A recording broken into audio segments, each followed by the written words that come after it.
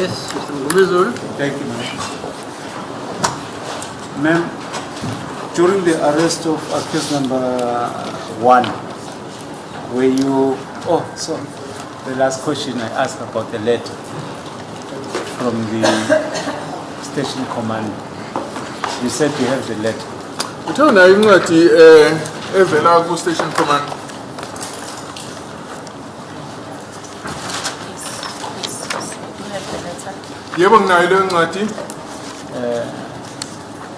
Is it attached in Exhibit 00? You can't end up with Exhibit 00. That's correct, my lord. Yeah, but you can't. Alright. Can we move on other aspects? Let's just leave it like that. During the arrest of accused number 1, did you have the logbook for the vehicle that you were using?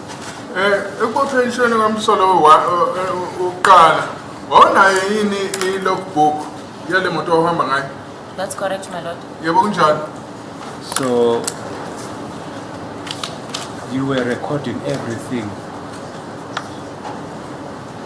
the destinations that you had to go through.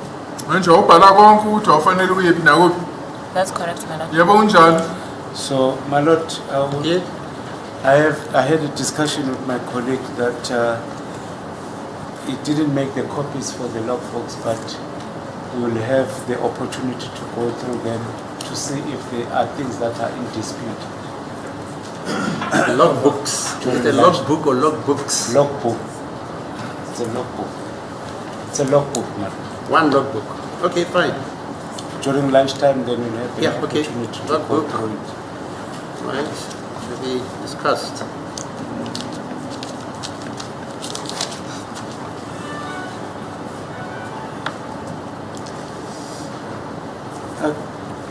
Let's quickly get into the evidence of accused number 2.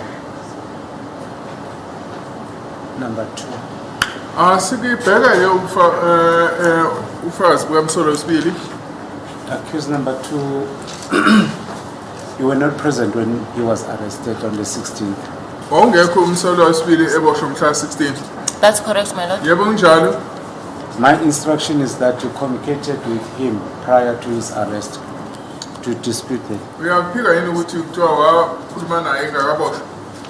I can put my head on the block, my lord. I did not. I deny it.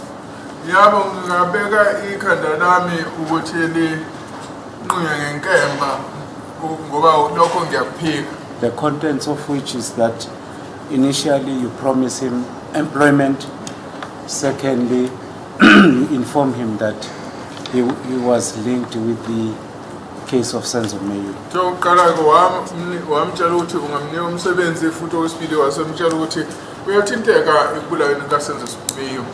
My lord, that is not the truth. I did not call him my lord.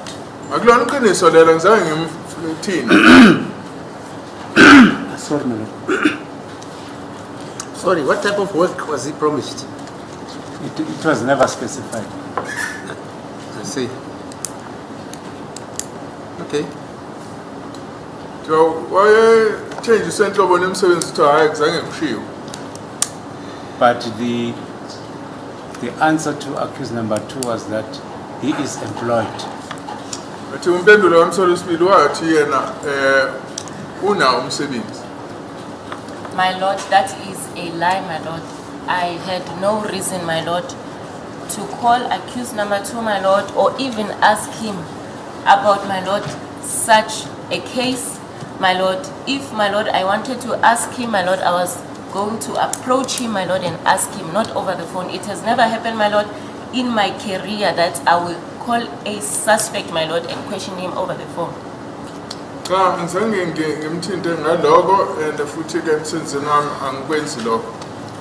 On the 17th, that was the first day you saw accused number. That's correct, my lord. At the boardroom. That's at the correct. boardroom in Pretoria North, sorry. That's correct, my lord.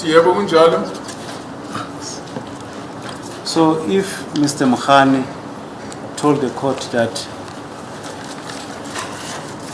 you were not present you were not present at the boardroom, he was not telling the truth. No, no. That is not correct. He did say she He was. pertinently said she was there. No. Check your notes, sir. I'll check my notes.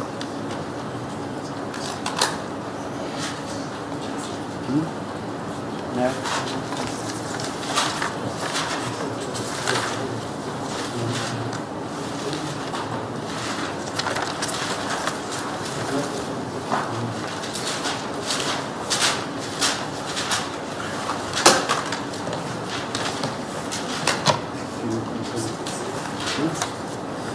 Mr. Mnisi, how do you recall the evidence?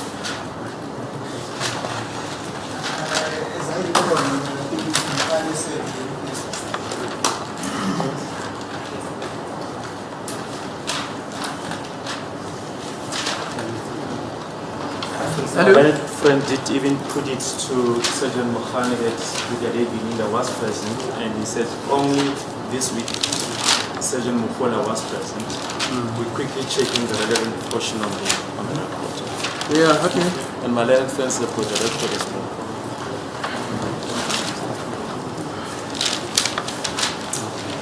May I withdraw, Mama?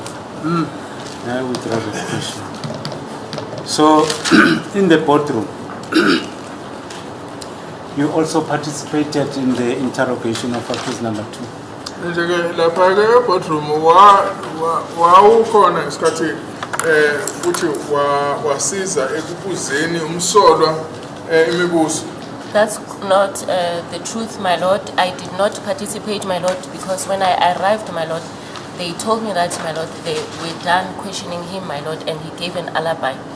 Ngathi la ngizangembuzi ngikwenze lo ngoba ngathi ngifika mina bangitshela ukuthi hayi bese beqedile umbuza imibuzo waseshoke ukuthi kukhona angakuletha njengento elethe isiqiniseko sokuthi wayelapha ngalelo langa. So, Brigadier Kininda was not present. uBrigadier Kininda wayengekho. He was not present, my lord. Wayengekho. But accused number 2 says Brigadier Kininda was also present. Umsolwa wesibili uthi uBrigadier Kininda naye wayekhona. He is lying, my lord. Qamba manga. Then, during your presence, was there a stage where accused was taking photos? Ngesikhathi ke ukhona lapho umsolwa wathatha yini ithombe? No, my lord. Cha, azange thathe ithombe.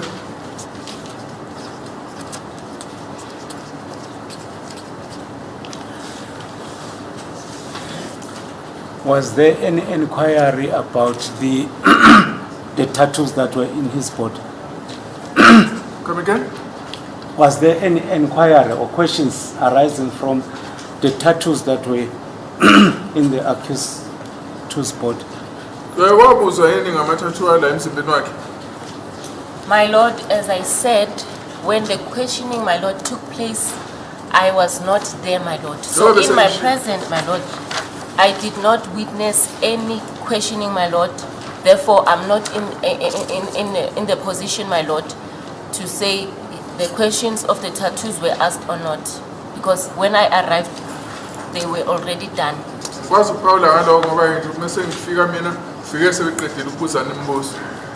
What was the next time you saw accused number 2? Wambona nini ke After the ngesikhathi 17th. silandela umsolwa wesibili?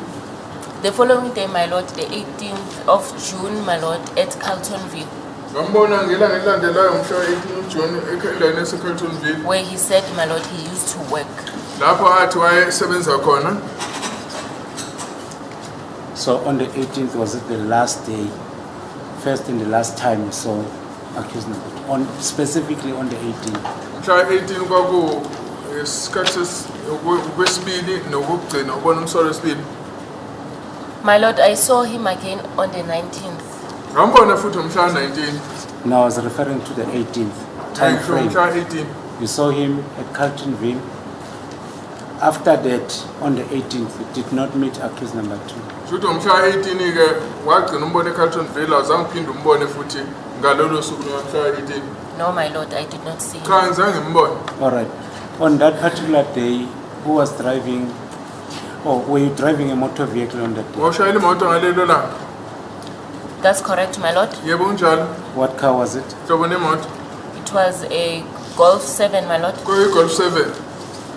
What color was it? Umbala White color, my lord. yayimhlophe. Do you remember the registration numbers? Sayikhumbula inamba le moto. No, my lord. Angisayikhumbuli. How long have you been driving that motor? Onesikhathi singanani ushayela le moto. Just after, my lord, we had an accident, my lord, coming from Msinga. I think it was just after the 4th of June. Emva kamhla 4 kaJune saba nengozi yemoto siphuma eMsinga. So in Carltonville, you were driving this Golf 7. eCarltonville wasashayela yona le moto. That's correct, my lord. A Yep. white Golf. Yebo kwakuyi Golf emhlophe. According to the logbook, will it reflect the registration numbers? Kule bhuku niyabhala i-registration yemoto. Only, my lord, the SAP number, my lord. Sibhale SAP number kuphela. However, my lord, on the statement given about the AVL, my lord, the car is also included, so the registration will be there, my lord. Lapha ku-AVL report iyavela inombolo yemoto futhi nakhona. So it's also fitted with the tracking device. Ine-tracker leyo moto futhi. We can refer, my lord, to the AVL report. Singabheka lapha ku-AVL report.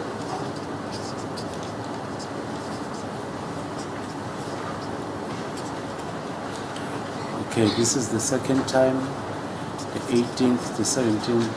The third time is the 19th of June. Ogcina kumhla 19. The third time, yes, my lord, the 19th of June. Yebo kwakumhla 19 uJune. Whereabout? No. Whereabout? On the 19th, where you met accused number 2. Wambona phi umsola wesibili ngomhla 19 uJune. Pukeng police station, my lord. Kwakusephukeni police station. We never met accused number 2 in Soweto. Awukazibona umsola wesibili eSoweto. No, my lord. Cha ngikaze ngibone. On the 19th, you were still driving the same vehicle. Mhla 19 wasashayela yona leyo moto. That's correct, my lord. Yebo kunjalo. On the 18th, were you traveling alone? Mhla 18 wahamba wedwa. I was with Brigadier Keninda, my lord. Ngahamba noBrigadier Kininda.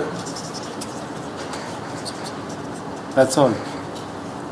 Was Wena it only That's correct, my the lord. passenger? yebo was wena driving? kuphela wayekhona. I was the driver, my lord. Mina ngishayela.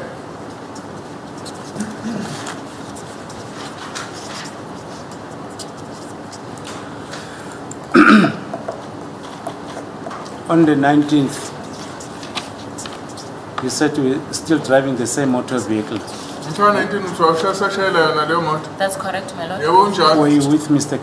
Brigadier Kininda? WawusenomBrigadier Kininda. That's correct, my lord. Yebo kunjalo.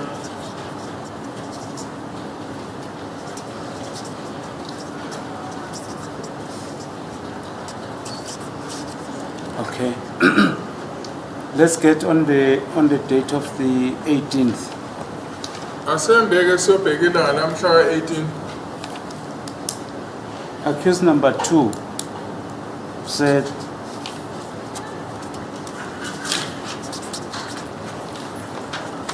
you were present with Kininda and another male who was wearing braces President at Albertine. umsola at what? At Albertine. Uthi umsola wesibili wawukhona noGininda uBrigadier neyindoda egqoka ama-crossband endaweni yase-Albert. My lord, I was never in Albertine, my lord, on the 18th. Cha angikaze ngise-Albertine ngomhla 18 kaJune. Therefore, my lord, it is a lie. Ngalokho-ke hayi lokho akulona iqiniso. All right. When we saw you, it was at the time when he was assaulted, tortured, and choked. Ithi yilapho wabona isikhathi-ke eshawa-ke sihlukunyezwa futhi efakwa neshuba. My Lord, it is a lie. Cha amanga lawo. By Jonathan Mabena Buthelezi, Uthi washawa uJonathan uMabhena noButhelezi. My Lord, it is a lie, my Lord. I deny it, my Lord. It never took place. It is 1,000 times and million times lie, my Lord. Amanga lawo azange kwenzeke kaningi amanga lawo. okay. I will demonstrate this by asking you this question.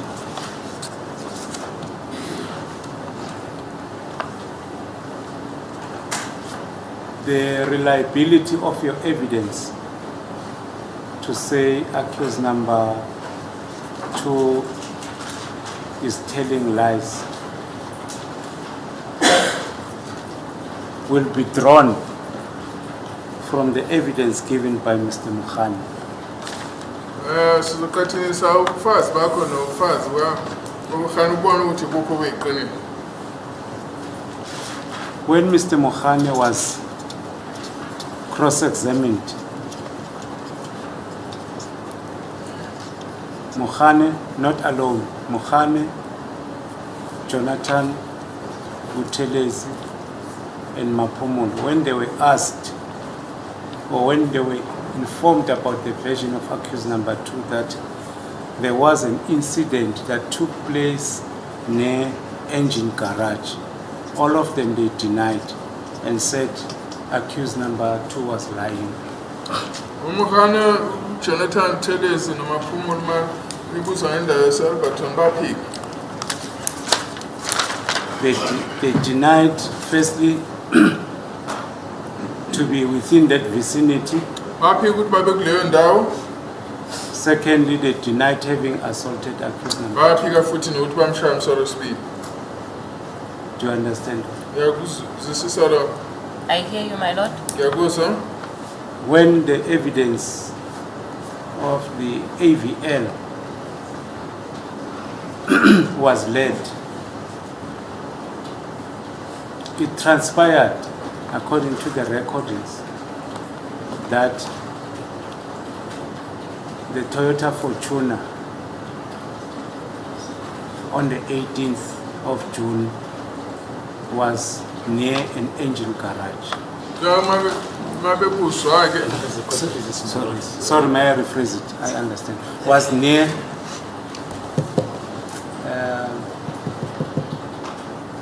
that street, what is it? Near Grey Avenue. Grey Avenue. Toyota Fortuner ingase Grey Avenue mabebuso. As a that proposition is not correct. Initially, this proposition was put to Mukhani as the assault having occurred on the 19th, not on the 18th. When was the assault, Mr. Mngomezulu? My Lord, hence I appreciate what my learned colleague is saying. Yeah, I remember I kept on saying, was it on the 19th? And you said, no, I want to start my cross-examination on the 18th. On the Remember? 18th, that's correct, madam. My cross-examination and the version of accused number 2 started on the 18th. So the assault was on which day? The 18th On or the the 19th? 18th and the 19th. Okay. Yes. I wanted to clarify the record because So the assault was on the 18th? on the 18th, When? In the evening, in the morning, in the In the afternoon? evening. In the evening, fine. yes, And on next the to engine 19th? garage, madam.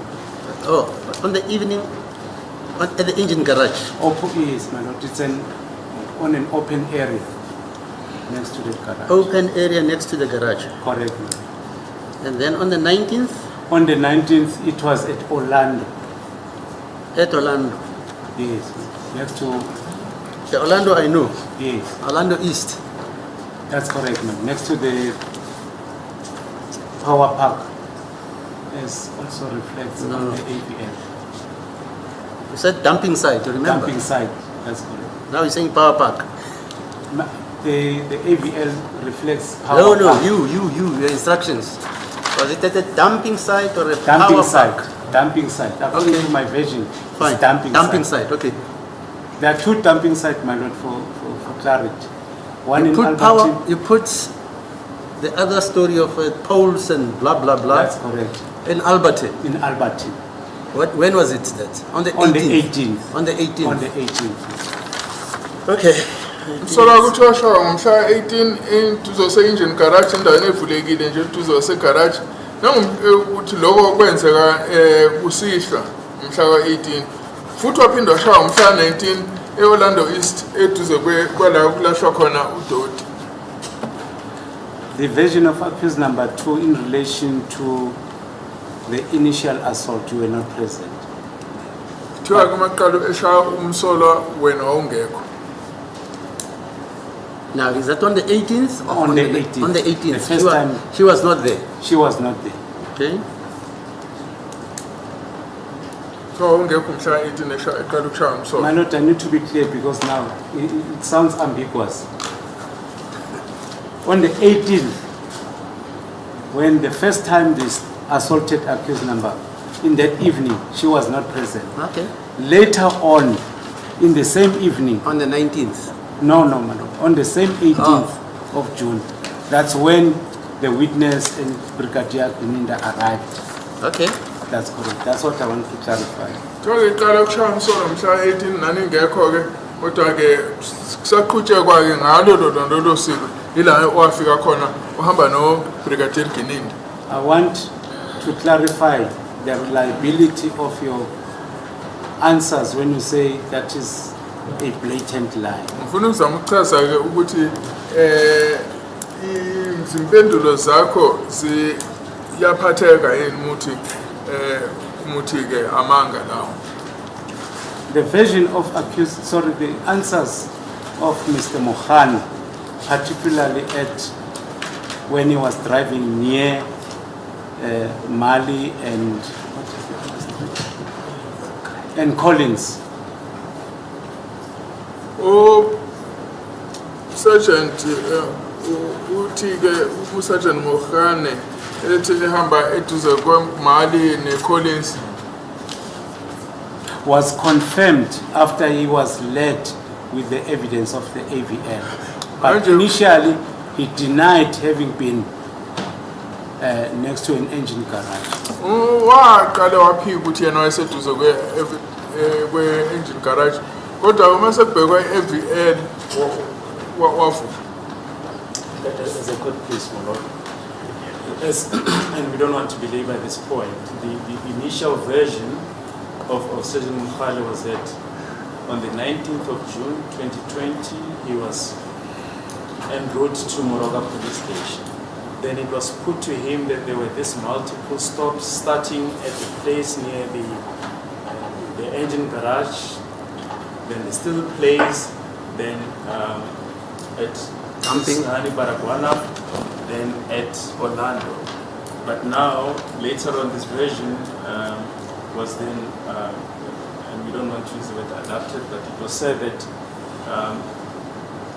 the assault, the initial assault occurred on the 18th of June 2020. We submit now that it would be unfair to expect of this witness to comment on 2 versions that were put to Sergeant Mokhane. My lord, in replication, firstly, I would like to address the court in relation to the aspect of the 18th, which I submit that it was deliberately omitted by the state. By the state, by not leading the evidence of the AVL as from the 18th. It was deliberately made. I'll make it an argument relating to that. Is that your submission later? Later, my lord. But now this witness, how does she come into the evidence of Mokhane? When, my lord, I'm dealing with the reliability of the... Yeah, but she says she was in the company of Gininda. I want to put her into the same position as Mokgoatlheng when initially denied that he was ever at or near an engine garage when it was put initially to Mr. Mokgoatlheng. He denied. That was further denied by Jonathan, Buthelezi and Mapumu. They denied that. They even said accused was lying. But now when the state introduced the AVL, as I said, it was deliberately omitted. That's when he confirmed having taken accused number 2 next to a garage, and that's when he also confirmed, because they initially denied that Jonathan joined them and Buthelezi joined them. Later on the introduction of the AVL, he then considered. Hence, I'm laboring on the reliability of a witness. It's it's easy for a witness to say the accused is lying. Okay, fine, you can continue. Yes. So, accused number 2. Mr. Mokgoatlheng initially denied, including Jonathan, Buthelezi and Mapumu, having joined Mr. Mokgoatlheng near a garage. Buthelezi no Jonathan baqale baphi ukuthi bahlangana no Mokgoatlheng egarage. I know you were not part of that. I'm just narrating what happened on the 18th, which will eventually lead to your presence at next to a dumping site. Ngiyazi ukuthi lapho ke kuholela ekutheni ukuthi chaza ukuthi wena wafika kanjani ukuthi ugcine utholakale ungase dumping site. The evidence that has been confirmed by Mr. Mokgoatlheng, manje ulufakazi lokho obuqinisekiswe ubaba Mokgoatlheng, I will submit later that it is not a reliable evidence.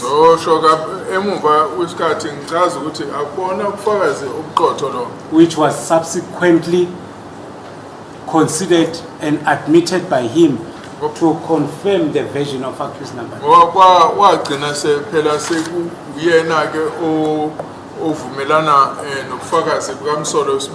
Let me move. Sorry, do you want to say something on that? My Lord, I still deny, my Lord. Let's move on. Okay. Accused number 2, according to him, when they stopped at the engine garage or next to the engine garage, he was taken out of that motor vehicle and placed or put in that motor vehicle that was driven by Jonathan. That was denied. To still follow. I'm following, my Lord, but on my side, I still deny. And you denied something that you were not present when this thing happened.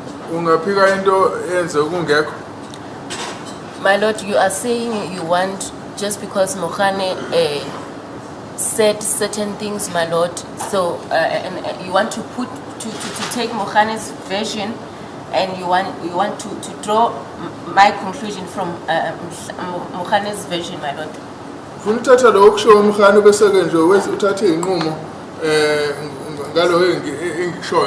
Because you are saying because Mokgoatlheng lied, I am also lying. That's why I'm saying I still deny that. You mean, can I address you?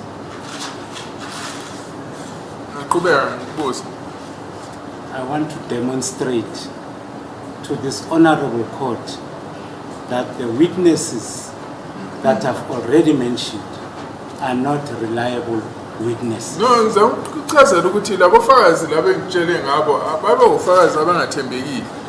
And through my cross-examination, I will demonstrate also that you are not a reliable And witness. ukuthi ngibuze imibuzo ngizovele ngikuveze lokho ucacise kube sobala ukuthi nawe awuyena ufakazi owethembekayo. It is very much easy for you when you are ascending that witness box to say accused is lying. Kulula kwena ukuthi uthi umsolo wayiqamba manga. Can you proceed now? Singaqhubeka. You may proceed, my lord. Singaqhubeka. After accused was taken to another motor vehicle that was Bawuthi umsolo wathathwa wafakwa kwenye imoto. driven by Jonathan. Imoto eshayelwa uJonathan. He was assaulted by Mabena, Washaya uMabhena. who was seated on the left side at the rear. Wayehleli ngemuva ngakwesokunxele. The door of the right rear was opened and Mr. Buthelezi standing next to accused. Umthelezi kwayeme la kulomnyango wawuvuliwe wangemuva. You still deny that? Yaphika la. You are telling me. No, ma'am, can you please be in a courtroom? I'm saying, do you still deny that? Wathi yaphika You yini may la. say, I don't want to comment, or Ungasho ukuthi hayi angifuni ukuphawula. I don't want to comment, my lord, because I did not witness that. Hayi ngizange ngibone lokho angifuni ukuphawula ngalokho. Jonathan was also in the same motor vehicle, seated on his knees. So Jonathan wayekhona kuyo lena le moto He knelt on the right seat and pushed the back seat towards accused number 2. wayeguqe esitulweni sephusha isitulo ukuthi siye kumsola wesibili to press him hard. ukuthi imcindezele kabuhlungu. That's when the torturing, tubing, Ngelesi sikhathi ke ukuhlukumeza ukufaka ishubhu kwenzeka. yes. My lord, I was not there, my lord. Therefore, I cannot comment. Mina ngangingekho lapho ngikwazi ukuphawula lutho ngalokho. Yes, a plastic was used bearing the name Truewords. Kuthiwa iplastic enegama laka-Truwords iyasetshenziswa iyafakwa ikhanda lakhe to cover his head, and he was forced to tell the truth about ngoba the ke death of ngaleyo Samson. ndlela bebezama umphoqa ukuthi akhulume iqiniso. My lord, no comment because I was not there. Angeke ngikwazi ukuphawula ngoba ngangingekho lapho. Soon thereafter, they drove to a place where accused number 2 saw it next in a dumping area. Emva kwalokho basuka bahamba baye kule ndawo umsolo ayibona ukuthi indawo la kulahlwa khona uDoti, where he was further assaulted, choked, and electrocuted. lapho with a akaqhubeka device. khona ukuthi ashawe ahlukunyezwe aphinde kabanjiswe ngogesi. I cannot comment, my lord, because I did not witness that. Angikwazi ukuthi ngiphawule ngoba angizange ngibone lokho. That's when we come to a picture. Ilapho ke kuthiwa wena ke uyangena kulesi sithombe. Arrived with Gininda and that gentleman with braces. Kuthiwa wafika lapho noGininda wahamba nale ndoda egqoka amacrisbane. My lord, I still say, my lord, without any doubt that I was not there, my lord, and that is a lie. Ngisakhulu ukuqhubeka ngokusho ngingangabazi ukuthi ngangingekho lapho.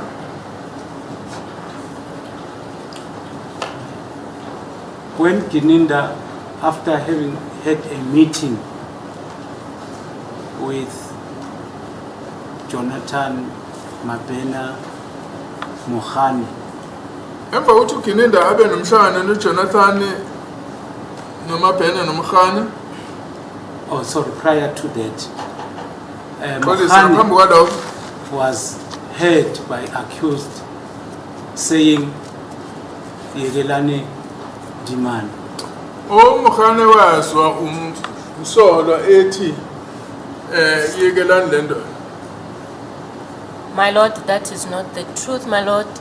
This is a lie, my lord. I was never at that place, my lord, and I did not witness accused number 1, my lord, being assaulted. Kulona iqiniso angingekho lapho angizange ngibone umsolo eshaya. All right. Let's move on. Accused number 2 will tell the court that after that meeting, the plastic was removed, and immediately thereafter he was bleeding. Theo plastic lo wakhishwa maye lapho ke wayopha igazi. My Lord, I still deny, my Lord. I did not witness that, my Lord. I was never at that place, my Lord. So shortly thereafter, everybody dispersed.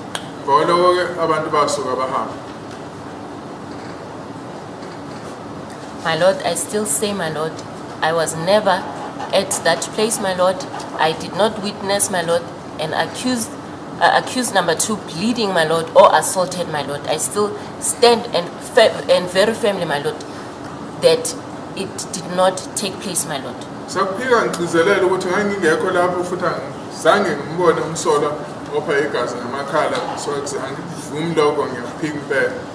Then the evidence of accused number 2 relating to the incident of the 19th.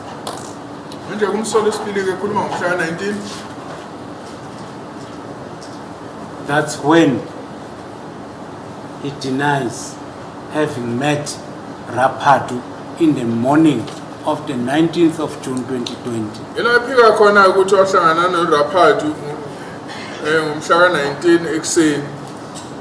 The only time he recalls meeting Rapatu, Colonel Rapatu, was at Chris Hani Baragwana Hospital.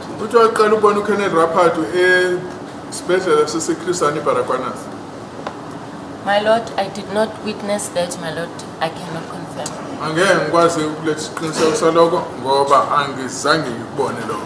The significance of that evidence is that Mohane Mabena, driving with accused, went to fetch Colonel Rapatu at Krisani Baragwana Hospital.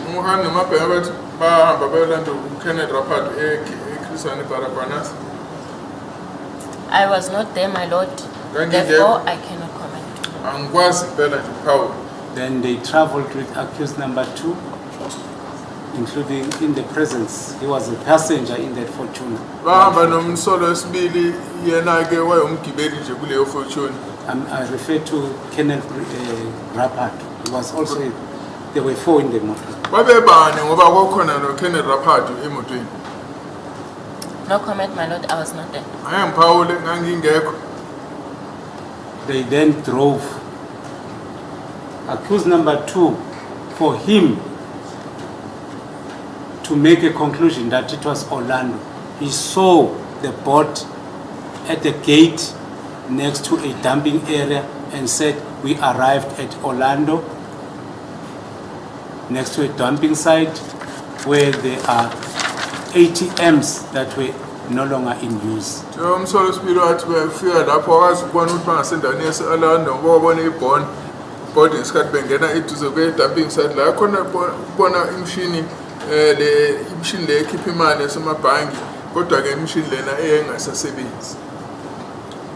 No comment, my Lord. I did not witness that. He was further choked the way he was assaulted.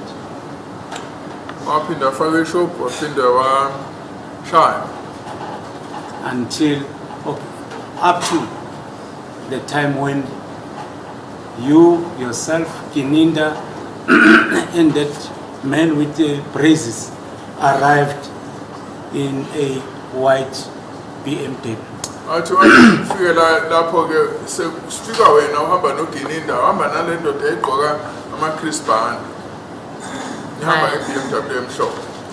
My Lord, that is a lie.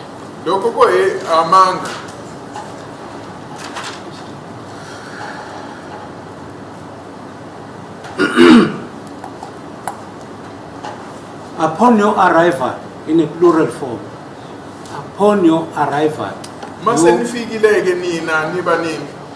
you, Kininda, and that man, Kininda opened the boot of of the white BM and sat on the boot. Njoke uphinde wavula ibhuthi ye-BMW wahlala phezu kwayo.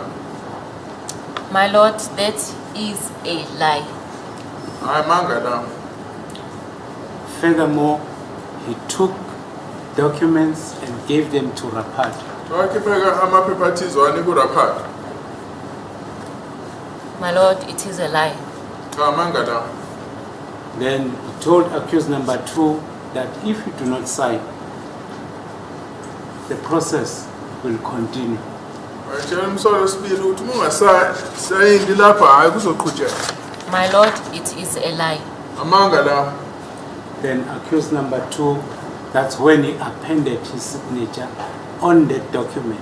Athi lapho ke umsolo wesibili asayinda khona kuleyo lelo phepha lelo. My Lord, I still repeat, those, my Lord, are lies. Saqhubeka ngisho ukuthi amanga lawo. A thumbprint, all the pages were not thumbprinted.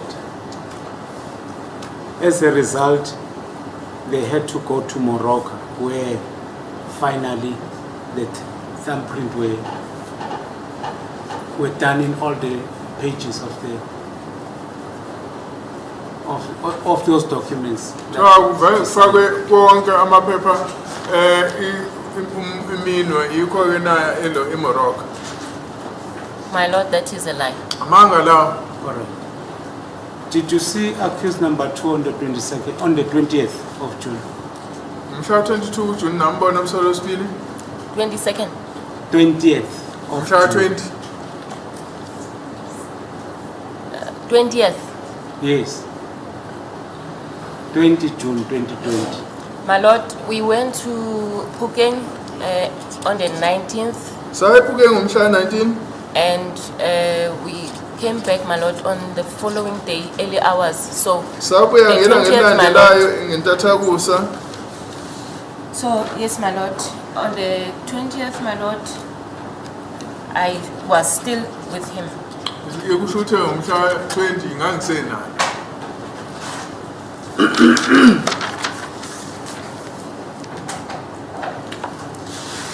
I want to take you back to the evidence of accused number 1. You said you took accused number 1 to court in Tembisa on the 19th. Umsolo uqale uthi nami isethembisa khona umhla 19. That's correct, my Lord. Yebo kunjalo. So I believe that was 12:35, if I'm not mistaken. Ngazi ngathi athi 12:35 mangiyalenza iphutha. Oh, during the day. Let's just put it Asithi during the nje day. emini. I picked him up, my Lord, in the morning. Ngahamba emthatha ekseni. The evening of the 19th, where were you specifically? Ngolaphi kusihlwa ngomhla 19. The evening of the 19th, my Lord, I was on my way to Phuket police station. Ngaleso sikhathi ngangisendleleni ngilibangise ePhukeng police station. Sorry, can you maybe estimate as to what time were you traveling to Phuket? What time on the 19th? Ukuthi awu mhlawumbe ubekise ukuthi nawo wahamba ngasasini kuye ePhukeng. Around 7, 8, my Lord. Ngokhathi zo 7 no 8.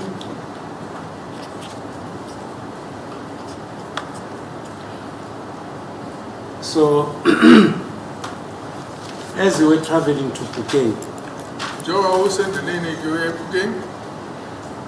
you were traveling from, was it from Soweto or from Tembisa? Awusuka bosuke eThembisa noma usuke Soweto.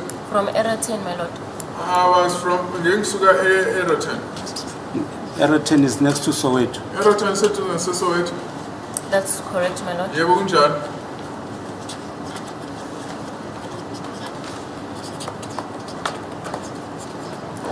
All right.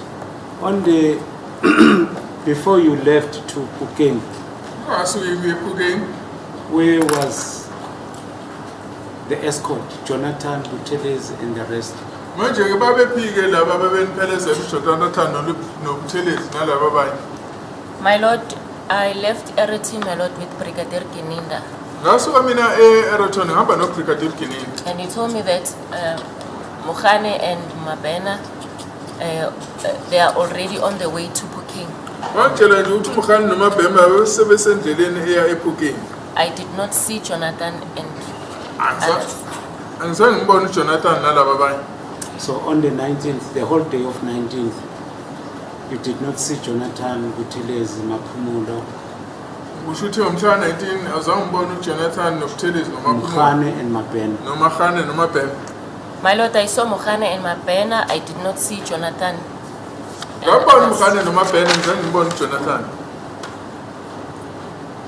Now, on your way to Puking, there was no escort. No, my Lord. According to the information, was Mokgane and Mabena escorted? Were they escorted on that evening? My Lord, when we arrived at Puking, my Lord, it was only Mabena, Mokgane, and accused number 2. So there was no escort, my Lord.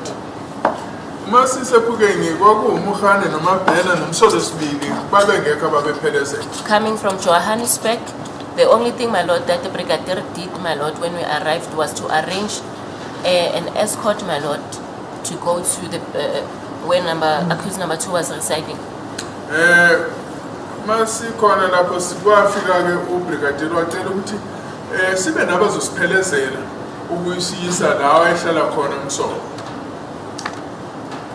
So,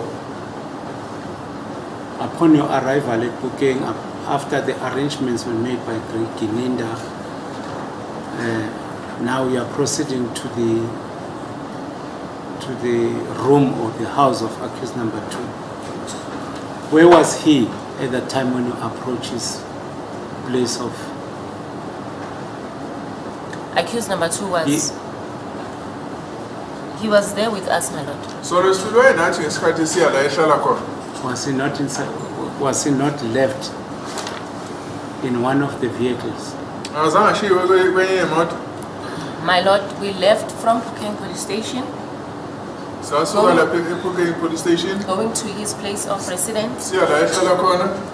When we got out of the vehicle, my Lord, he also got out of the vehicle and, my Lord, led us to his room. So he was there, my Lord.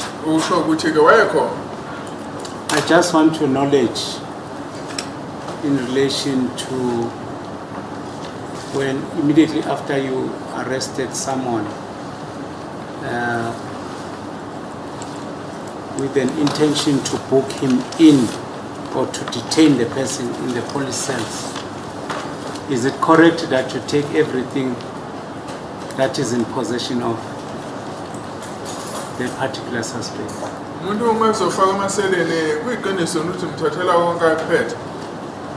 That's correct, my Lord. Do you normally search him? That's correct, my Lord. So, in relation to your practical experience or practical work that you did to accuse number 1, precisely number 1, when you booked him in at Valeria, was he searched?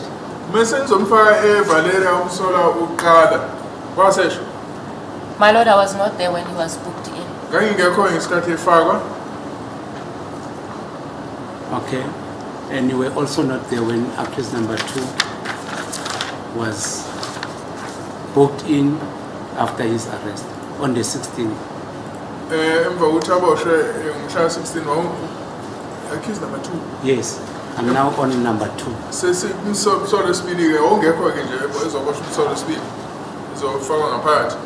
No, I was not there, my Lord. All right. So tell me about the way in which you entered the room of accused number 2. How did you gain entry?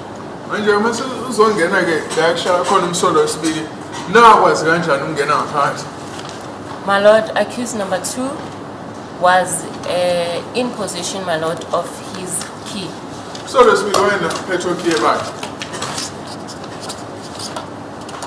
So those keys were not kept in the SAP 22. Lowo key ke babengabekiwe ku SAP 22. My Lord, as I said, I was not there when he was booked in. Njengoba sengishilo ukuthi ngangingekho ngesikhathi ezovala. However, I know, my Lord, that when a suspect is booked into the cells, Kodwa ikhona engikwaziyo ukuthi umuntu mezovalelwa ngaphakathi kwamasebe. my Lord, his items, my Lord, will be recorded. Konke kuphethe kuyabhalwa. It will depend, my Lord, what will actually be recorded. Ya kuzobhekwa ukuthi mhlambe kuphike ukuzobhalwa.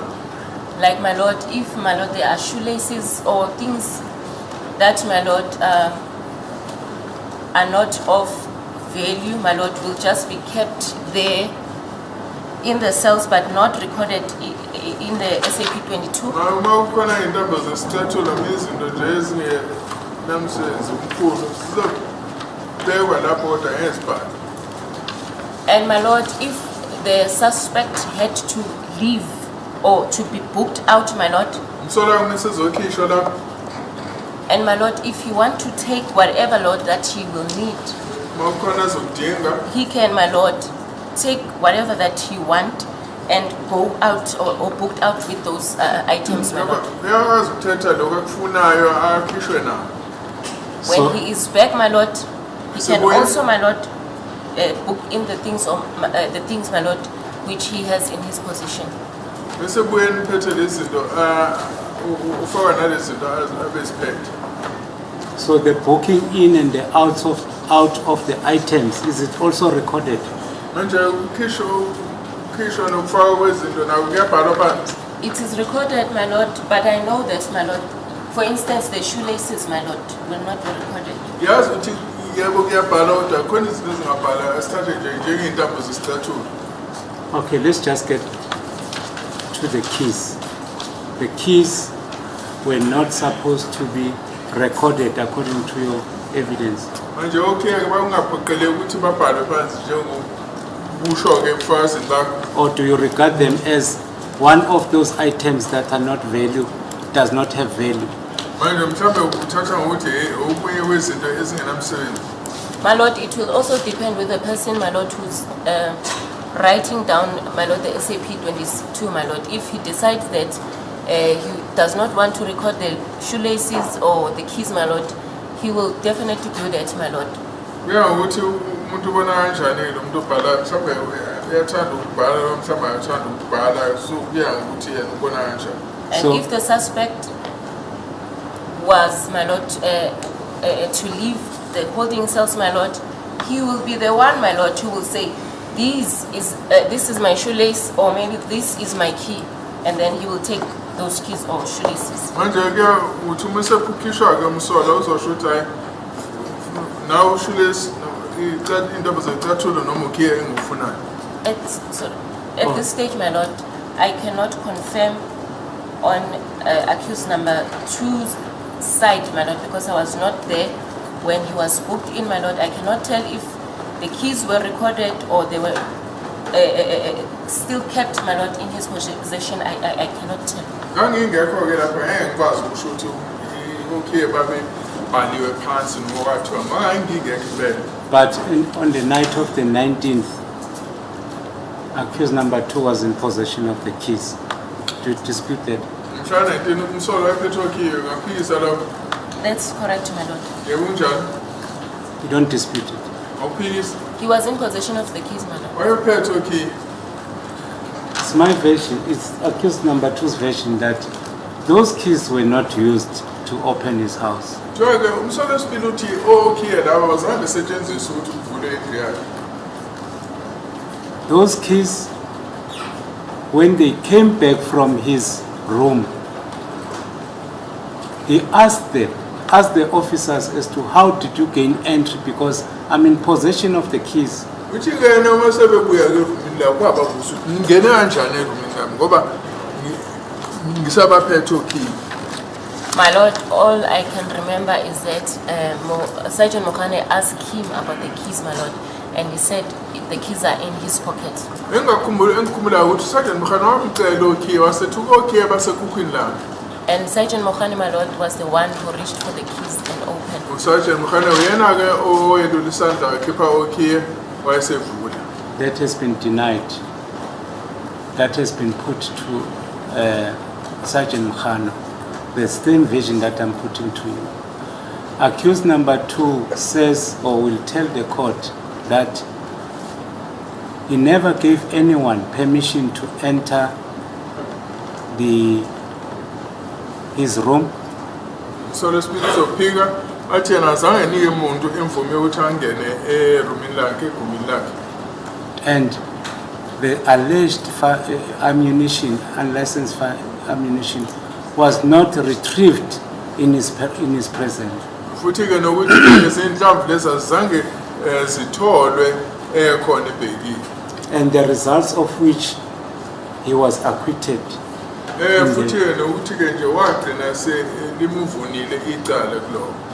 My lord, all I can say is that the keys, my lord, were from his pocket, my lord, and Sergeant Mokhane, my lord, he is the one, my lord, who noticed, my lord, the ammunition, my lord, as he was searching for a hoodie, my lord. Sergeant Mokhane uyena wakhipha okhiye and futhi ke uyena owakwazi ukubona lesasigqoko lesi. And my lord, the reason that he was acquitted, my lord. Sorry, we don't have the records for the acquittal.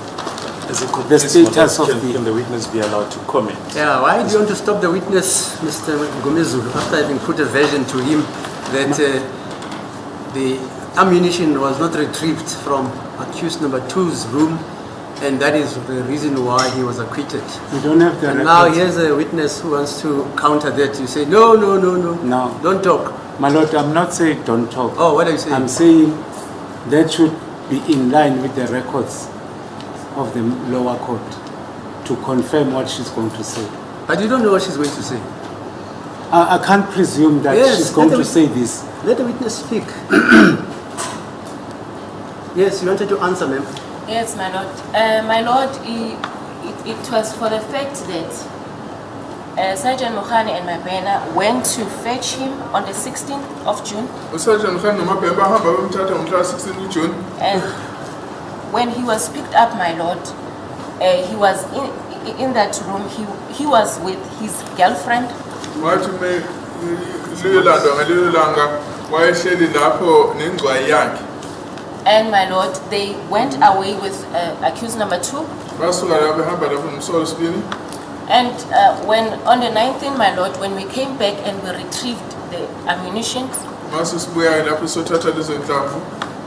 my lord, the court found it, my lord. It was doubtful, my lord, to say there's actually a gap between the 16th, my lord, when he was picked up, and for the fact that there was someone, my lord, who was left in the house. Something could have happened. It does not really mean that it's because the rounds were not found, or maybe they were planted or whatsoever. No, inhlamvu zona zatholakala. Kuthi ke nje kwakukhona nje isikhashana esingaqondakali kahle ngoba wathi uma sebemkhiphile kokhona umuntu wayesele lapho. Manje ngangeke kwazi ukuthi sizothiwa inhlamvu lezo zazifakiwe noma zazingafakwa. And my lord, I think, my lord, it is fair. My lord, there's a hand up.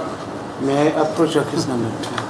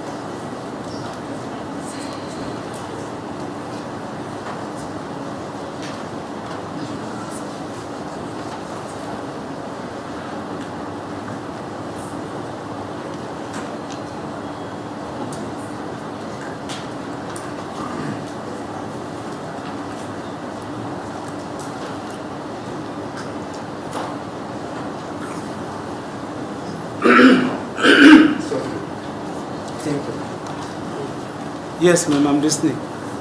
Yebo ngilale. That was the only reason. Kwaku yisona kuphela isizathu leso. That is one of the reasons, my lord, that I can actually recall. Esinye isizathu engisikhumbulayo. Other reasons? Khona ezinye izathu? I can't recall, my lord. Angikwazi ukukhumbula. All right. When accused number 2 called me now, he gave me 4 reasons why he was acquitted. Engibiza ke umsolwa manje unginike izathu ezine ezikhombisayo ukuthi yini indaba akhuluma. Firstly, is the reason that you just gave to the court.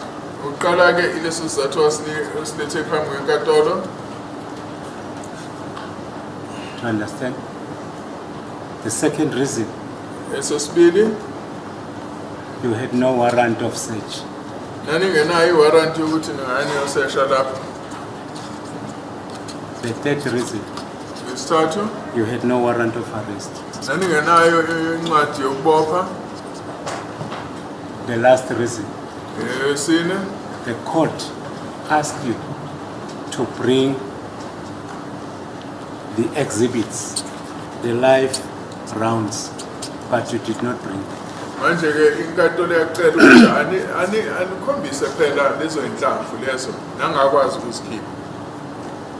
My lord, about the rounds, my lord, I don't know, but it can't be true, my lord, because the exhibit was forwarded to FSL.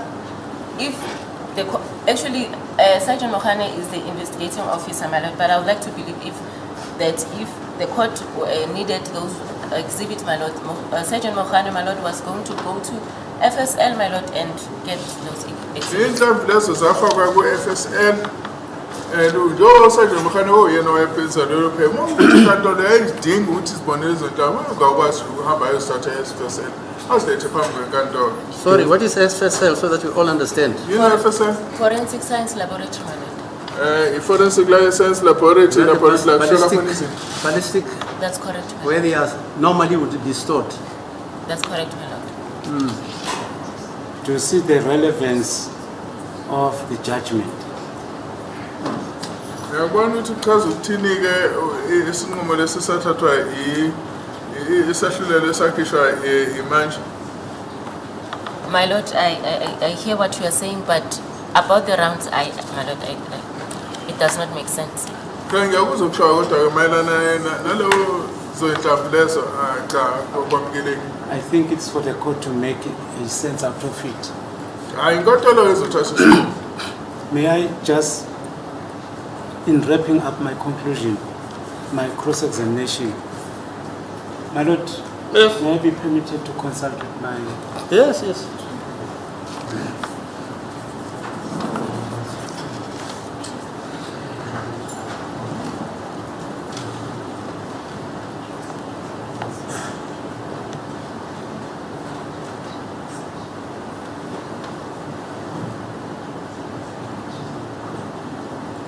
Thank you, my lord. The last part of our request is to see the logbooks. The logbooks. logbook. Do you have it, Mr. Baloyi? It's the witnesses got the logbooks. She's got it. Yes. Okay, they say the witness has got the logbook.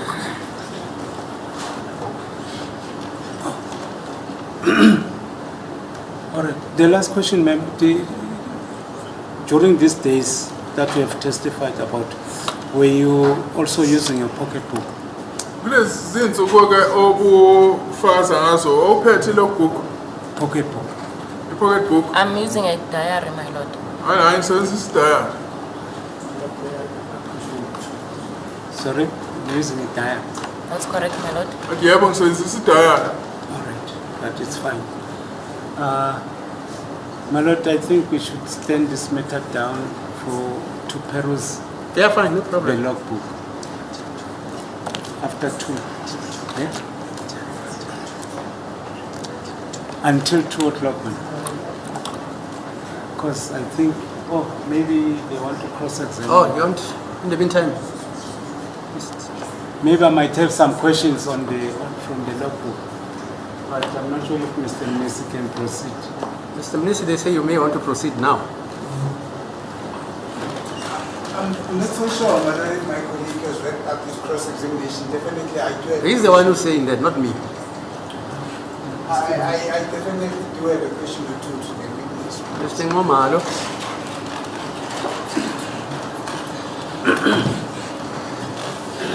Yes, my lord, thank you. What is? Is the court inviting me to cross-examine? No. Mr. Mngomezulu is inviting you to cross-examine, not me. He says in the meantime, while he's perusing the logbook, you may want to cross-examine. Mr. Manye? Yeah. My lord, the court will be aware that I was not in court yesterday. Oh, okay. But I'm sure Advocate Msholo. Okay, fine. So we understand adjourn until 2. Until 2, ma'am. Okay. Until 2.